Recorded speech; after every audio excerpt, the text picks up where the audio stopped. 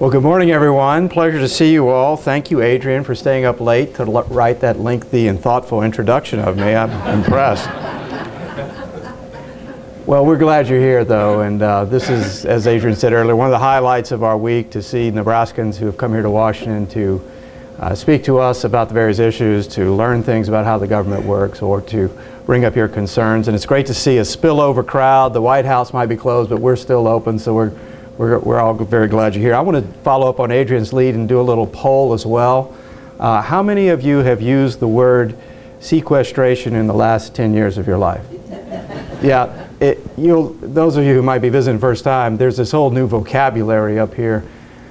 I have actually prohibited in my own office the use of acronyms, abbreviations for what the particular agency or directive is, because when I was first elected, I got an email that seemed pretty urgent, and it said, WH is calling.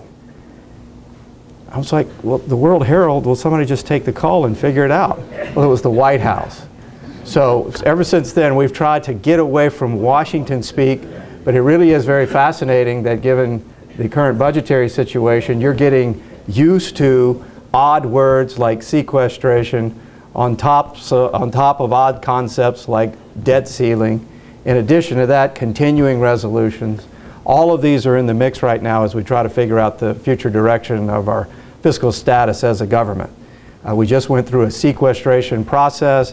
What that is automatic spending cuts to the budget that were supposed to be so distasteful to everyone because they very significantly hit our defense sector in a disproportionate manner, but also what we call non-defense discretionary spending, and that's basically everything else the government does except health and retirement security programs.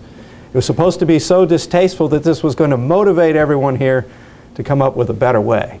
Maybe a grand deal that looked at both sides of the ledger, the right type of tax reform, as well as appropriate spending reductions, so that we can get back to maybe what's called a Nebraska model of doing things, where we actually balance our budgets, we use fiscal prudence, we use strategic foresight, and deliver smart governmental services.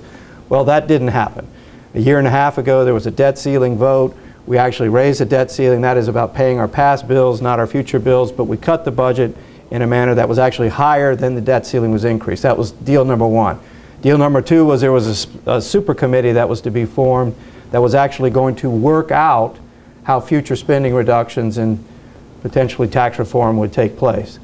If they didn't get their job done, this automatic budget cuts would kick into effect. Now, this was, again, over a year and a half ago, and that was sequestration. Super committee failed. Here we are with sequestration.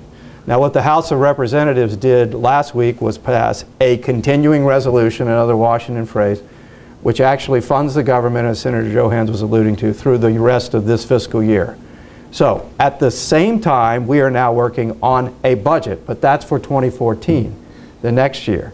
The Senate has not done a budget since the iPad was invented, to further complicate things. In addition to that, in a little while, in 30 minutes, 17 minutes, I have an Appropriations Committee hearing on food safety to determine how much money of the overall budget should actually be going to food safety and inspections. So all of this is converging and happening at once. So, Jocko, how did I do? That was a bit of a lesson in political science. Was that all right? Did I get it right?